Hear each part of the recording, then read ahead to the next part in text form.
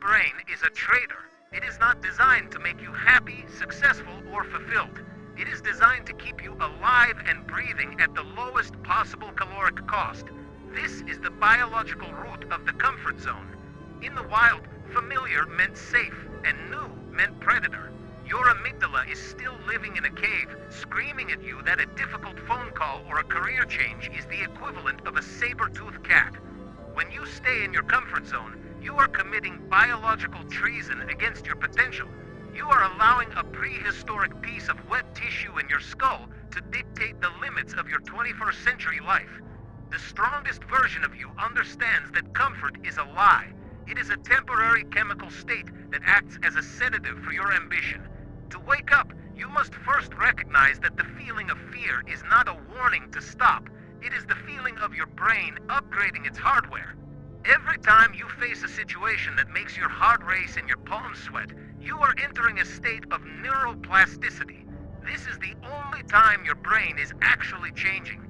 If you aren't uncomfortable, you are simply replaying old software. You are a ghost in a machine, repeating the same day until you die.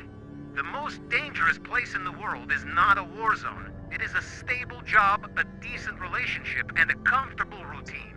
This is the fine life. It is the slow death by 1,000 comforts. The fine life seduces you into thinking you have time. It whispers that you should wait for a better opportunity or save your energy. But look at the cost of your safety. You have traded your edge for a sofa. You have traded your hunger for a Netflix subscription. You have traded your fire for a climate-controlled room. The strongest version of you is a predator of possibility. A predator does not seek comfort. It seeks the hunt. It seeks the friction of the chase. When you stop hunting, you become prey. Prey to depression, prey to boredom, and prey to the crushing weight of your own untapped potential. The walls of your room are not protecting you from the world. They are protecting the world from you. It is time to tear them down. To leave the comfort zone, you must build an internal arena. This is a mental space where you voluntarily place yourself in high-pressure situations before the world forces them upon you. The cold start. Comfort begins the moment you wake up.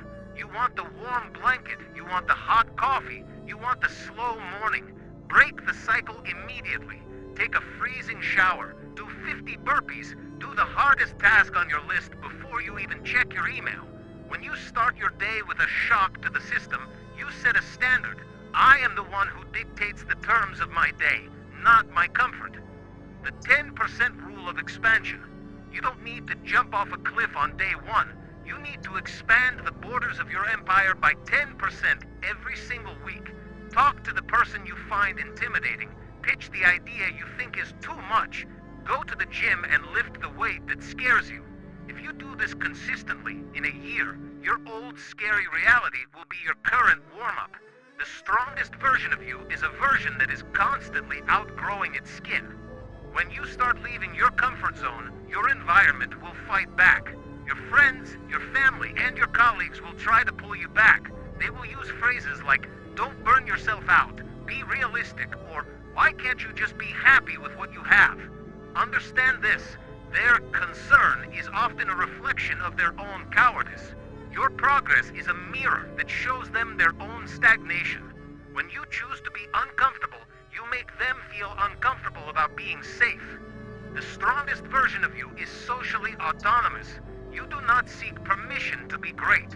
You do not explain your intensity to people who are content with being fine. You must be willing to be the black sheep, the obsessed one, the crazy one. Greatness is a lonely road, and the entrance fee is your old social life. If you aren't losing the approval of the mediocre, you aren't moving fast enough. The comfort zone is built on the fear of failure, but failure is a ghost. It doesn't exist in the way you think it does. There is only outcome and data. When you step out and fail, you haven't lost. You've just paid the tuition for your next victory. The strongest version of you embraces the suck. You should walk into a situation expecting it to be difficult, expecting to look stupid, and expecting to be rejected. When you take the power away from failure, the comfort zone loses its gravitational pull. The practice of negative visualization. Every morning, imagine the worst-case scenario of your upcoming challenges. See the rejection, feel the embarrassment. Now realize that even in that state, you are still breathing, you are still alive, you are still you. Once you accept the bottom, you are free to climb to the top. The man who has nothing to lose is the most dangerous man in the arena. Your surroundings are currently designed to keep you small.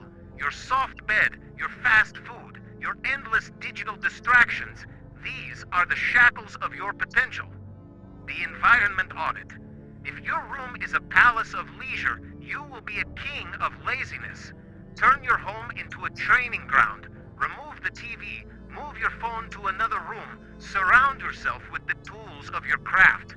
If you want to be a writer, your desk should be a shrine. If you want to be an athlete, your equipment should be in your face. Seek the red zone. Find the places where people are doing more than you. Go to the gym where the professionals train. Go to the co-working space where the millionaires work. When you are the weakest person in the room, your comfort zone is forced to expand just to survive. If you are the smartest person in the room, you are in the wrong room. Stop saying, "I'm trying to change." Trying is for the weak. Trying gives you an exit strategy. Instead, adopt the identity of the outlier. You are a person who thrives in the storm. You are a person who seeks out the friction. When a challenge arises, your internal dialogue shouldn't be, "Can I do this?" It should be, "How much can I gain from this?" Your identity is the thermostat of your life. If you see yourself as a safe person, you will always return to the comfort zone. If you see yourself as a conqueror, the unknown becomes your playground. Time is the one thing you cannot negotiate with. Every second you spend in your comfort zone is a second you have deleted from your legacy. You are currently burning the most valuable resource in the universe to feel okay. Imagine yourself at 90 years old. You are looking back at your life. Do you want to see a life of safety, security, and comfort? Or do you want to see a life of scars, battles, and victories? Scars are the trophies of a life lived outside the cage. They are proof that you showed up. They are proof that you were here. The strongest version of you is demanding that you take the step. Not tomorrow, not when the timing is right. Right now, while your heart is still beating and your blood is still warm. The Iron Commandments. Never negotiate with comfort. If it's easy, it's not for you. Own the unknown. Uncertainty is the only place where growth exists. Burn the ships. Leave yourself no path back to your old life. Be the storm. Don't wait for life to challenge you. Challenge life. The harbor is gone. The sea is open. You are the captain. Now, sail.